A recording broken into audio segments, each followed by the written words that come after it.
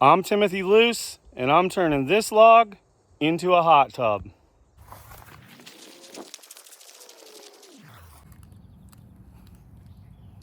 Nope.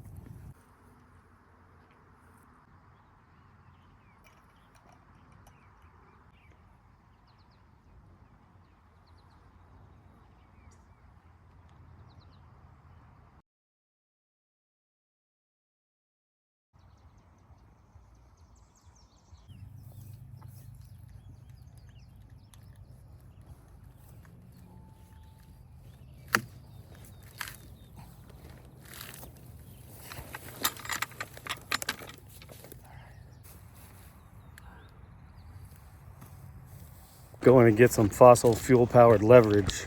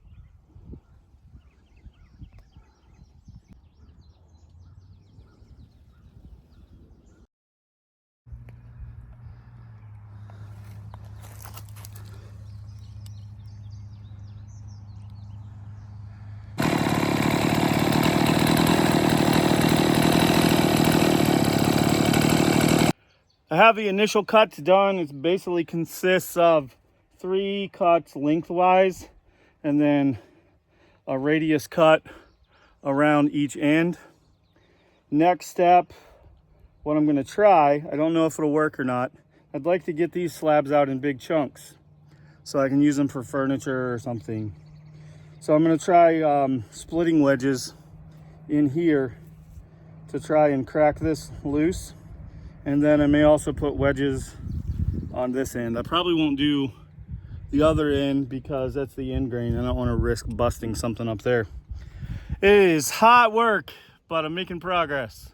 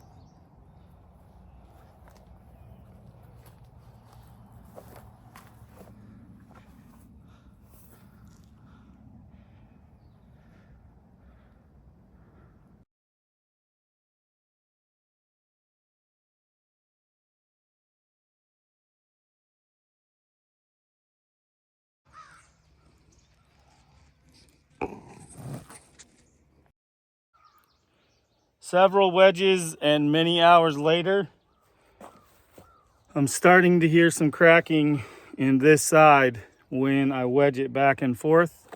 And also, I've got this side right here. There, you can see it right there. It's up about an inch, maybe an inch and a quarter, by jamming a wedge under it on this end.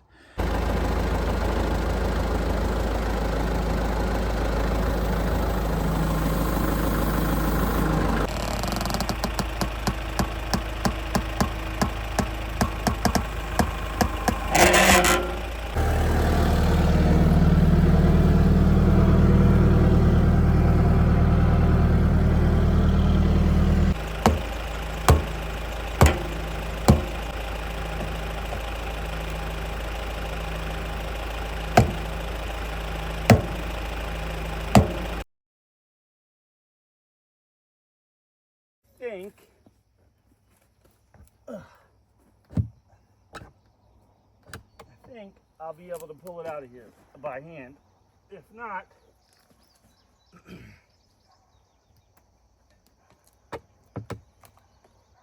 I'll get some help from the tractor again.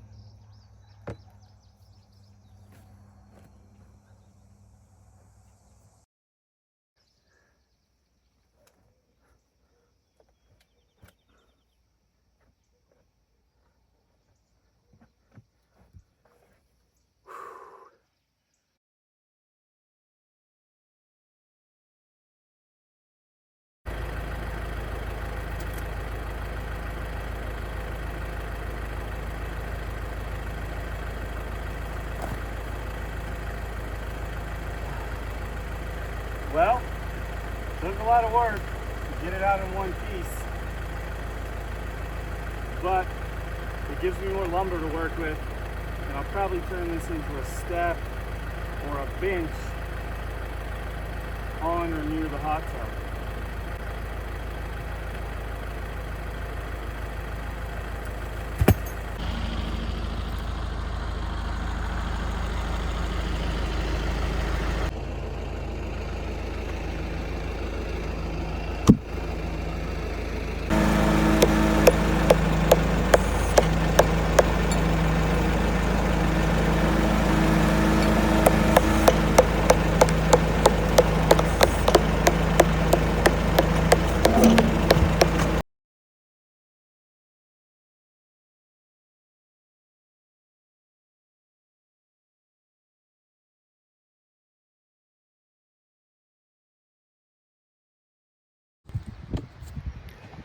It's hollowed out, the rough shape anyway.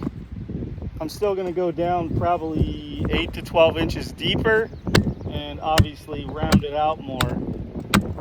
But the bulk of the material is out.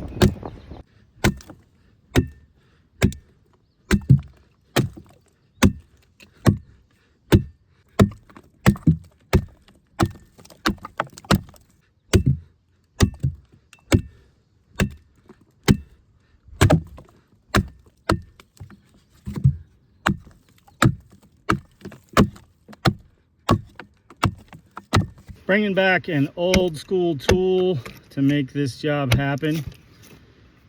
It is an adze, A-D-Z-E, sort of like a hoe, but much stronger, and it has a knife or chisel sharp edge. They also make them curved instead of flat like this one is. You can see it's flat. I will need a curved one to do some of the curved parts of it, but this one is great for getting out big chunks that I've blocked out with a chainsaw.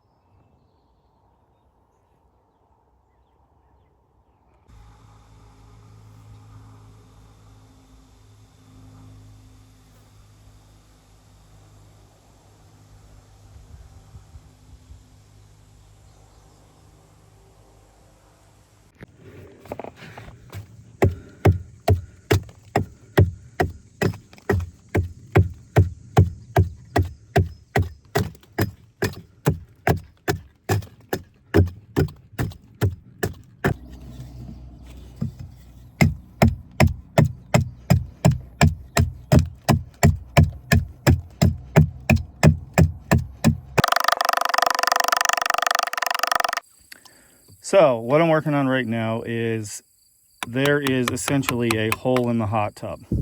There's a fork in the log where a couple of branches were where the main trunk and a large branch interface. So what I'm doing right now is I am cleaning that area up, and I'm making a good place for some grout, which is sort of like epoxy. It's a hydraulic cement. I'm making a spot for that to attach to, and then that should become waterproof. I may have to do some additional treatment, either with epoxy or a type of caulk around it, but the grout I'm using is a non-shrinking grout, so I think it will do a good job.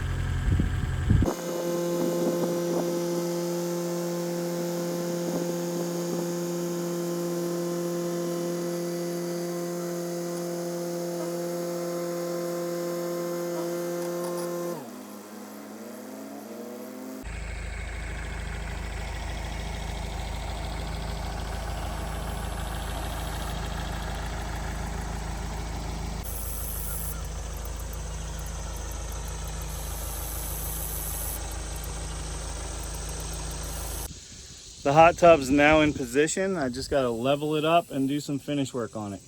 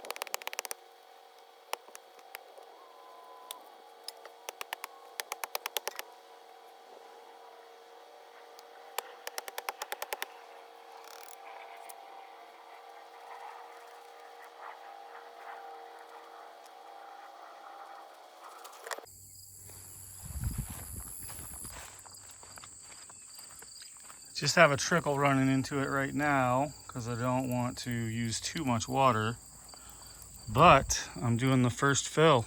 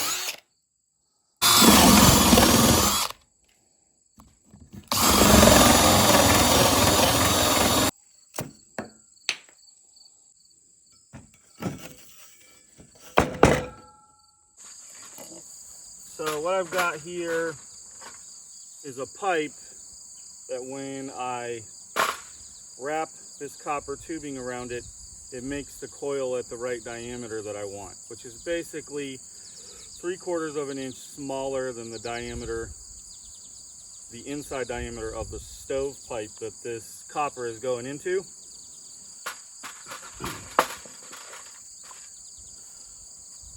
And I've got some clamps to help me hold it and this little tubing bender.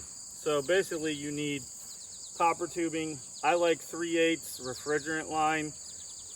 Doesn't really matter. You can go too small where it restricts the flow. The smaller the tubing is, the greater heat exchange you get out of it because you have more copper to water ratio.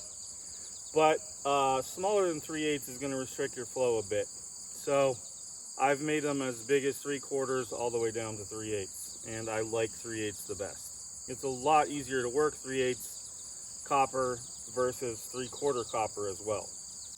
First thing I'm going to do is roll the copper out so there's a good bit of it that's out straight. This stuff is pretty forgiving as long as you don't kink it.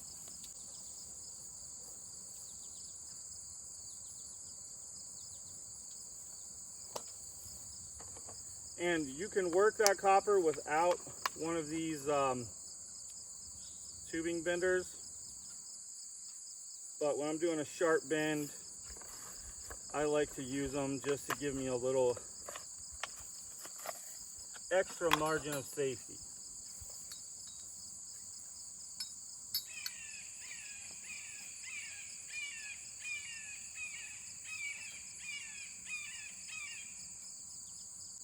So I'm bending a right angle into it to start with.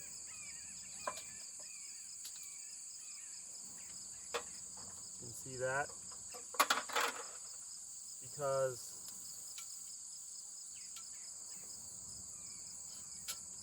I want it to extend outside of the coil.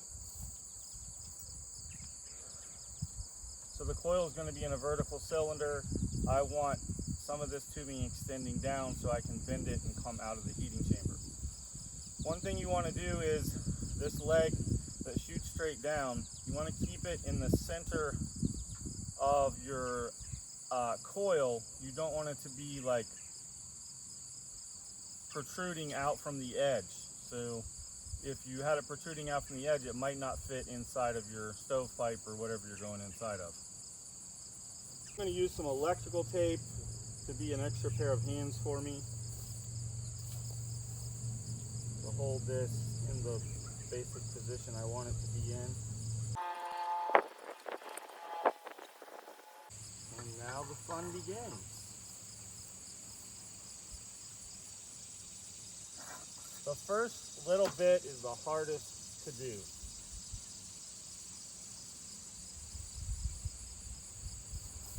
Because everything is trying to fight you.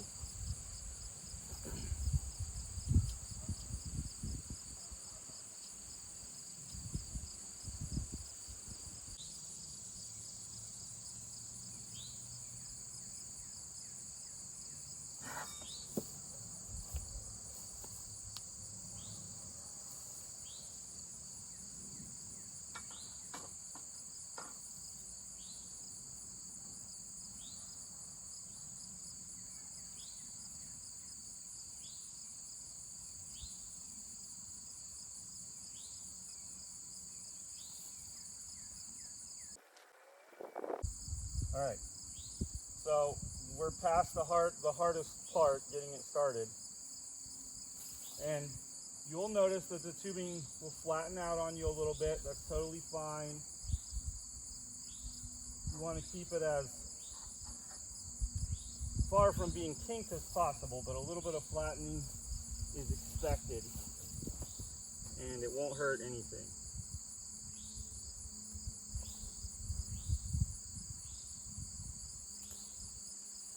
Now, I'm going to want these coils closer together. Don't want them touching because I do want some airflow between them. But I can get a little bit further along and just shove them back this way and then tighten a little bit more. You want at least as much diameter between them as they are, so you get airflow and heat distribution. All right, and for the rest of the bending, I'm going to lock it in at the distance I want, which is, I'm shooting for basically the diameter of the pipe between them.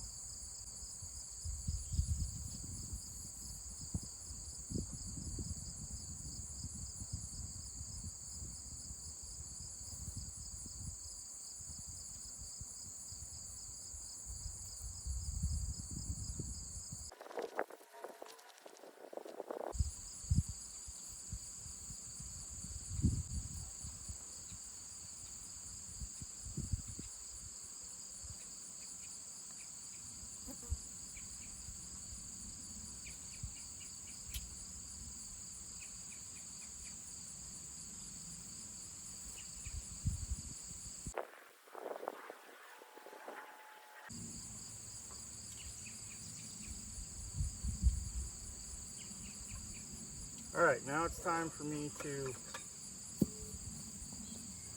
move this support back this way.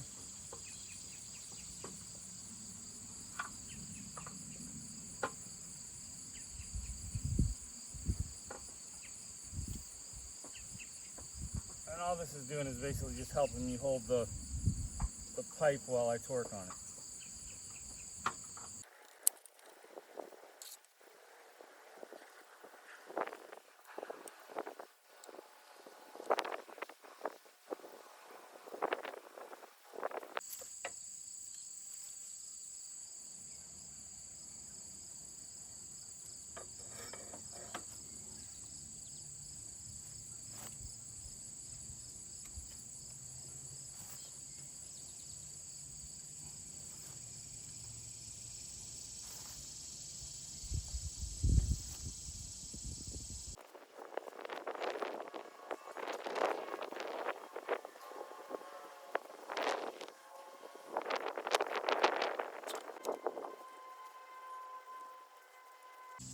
All right, and that's as much length as we have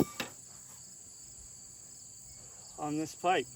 So the next thing to do is you can either figure out how long you need it to be and then bend this up and pull it back down through the middle, which I may do, or as long as you left enough room, you can turn it down and go straight back down the side of it on the outside. Or if you're using a metal stovepipe, you can make a hole in the top and come out of it at the top, which gives you a little bit easier way of doing convection flow. So I'm gonna stare at it for a minute and figure out which way I'm gonna do it. But there's the coil, most of it anyway.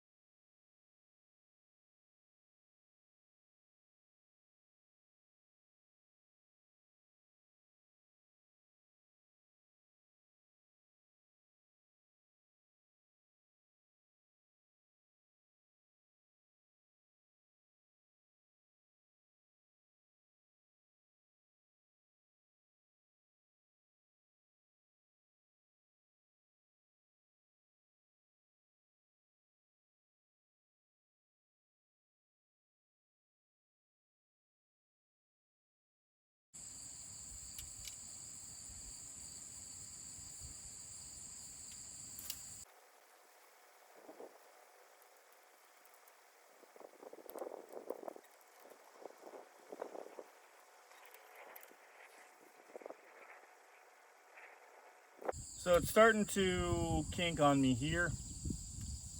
I'm probably going to cut it off and put a fitting. And then I'd rather do that than have flow restriction. It's not bad, but I'm not sure I can straighten it out. I could possibly put it in the freezer with water in it. I have done that with soft copper before prior to bending it, but I bet if I put it in the freezer with water in it, it might pop it back out. It does not bust the pipe, 100%. I've done that several times. So yeah, I think I'll just cut it and put a fitting in it. But there she is. This will go in the stovepipe and it'll make hot water.